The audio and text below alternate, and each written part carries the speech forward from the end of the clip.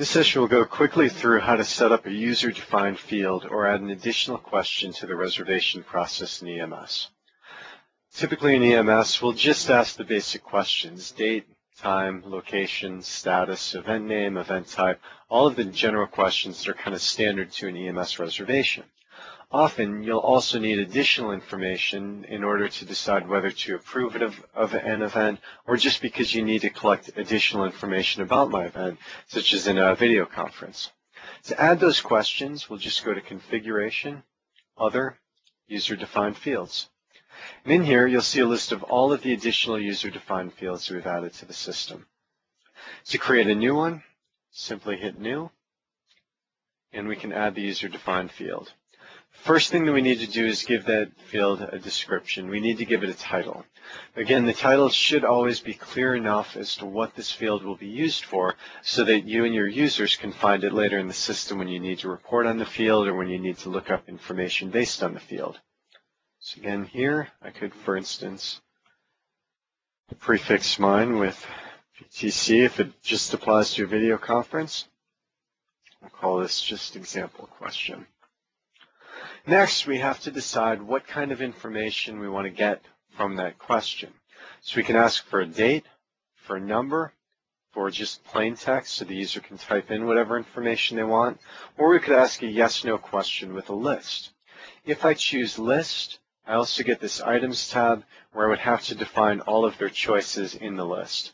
Unfortunately, the list is single choice. There's no way for a user to do a multi-select from it. In this case, we'll go ahead and choose a text field. If we've done that, we can also choose multi-lines. So if I want to show the user that they can enter more than one line's worth of information, I can certainly do that. Next, we have to decide what the field applies to. In my case, it applies to video conferences, so it would apply to a reservation. If, on the other hand, I needed a user-defined field at the room level, I could certainly assign it here, such as the total number of electrical outlets in a room, or the IP address or the MAC address for the Ethernet ports in a room. We'd also have it apply out just to a service order. For instance, if I wanted to create a catering-specific user-defined field, I could ask those questions from there. If I choose a service order, I also have to select the category that it applies to. Keep in mind that if I need an AV user-defined field, I would have to create a different one for each specific category in the system. Here we choose our reservation. Next, we have to decide, will this question be required in the EMS client? That is, will everybody who enters a reservation on the EMS client have to answer this question? Typically, we want to leave this to no, since most of them will be fairly specific in their use, and we'll just want to instead train any reservation staff that they need to answer this question when, in this case, they're entering a video conference. Next, I do want to display this question on the web. So I check Display on Web, and then we enter our display text.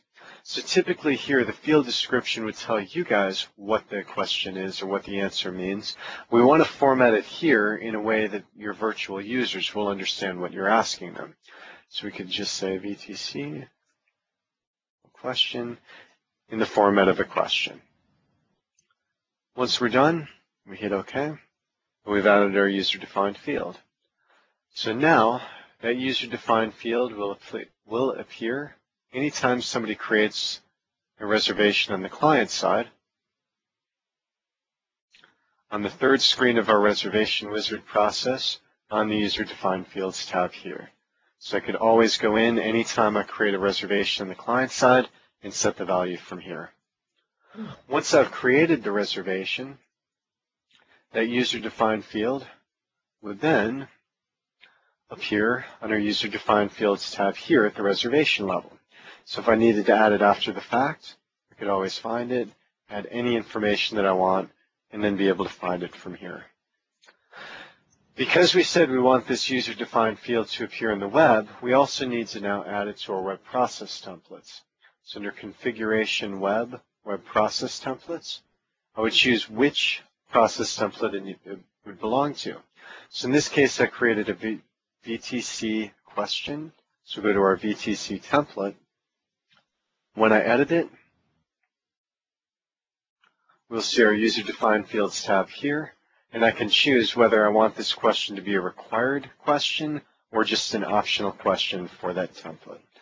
Unfortunately, with the user-defined fields, there's no way to do a dependency on the question. It's either required or optional. There's no way to make it required based on a previous answer.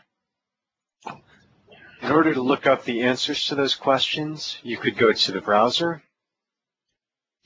and in the advanced filter, so again, by clicking the advanced button here, the All Fields tab, I can now search for VTC, and I will see that VTC example question.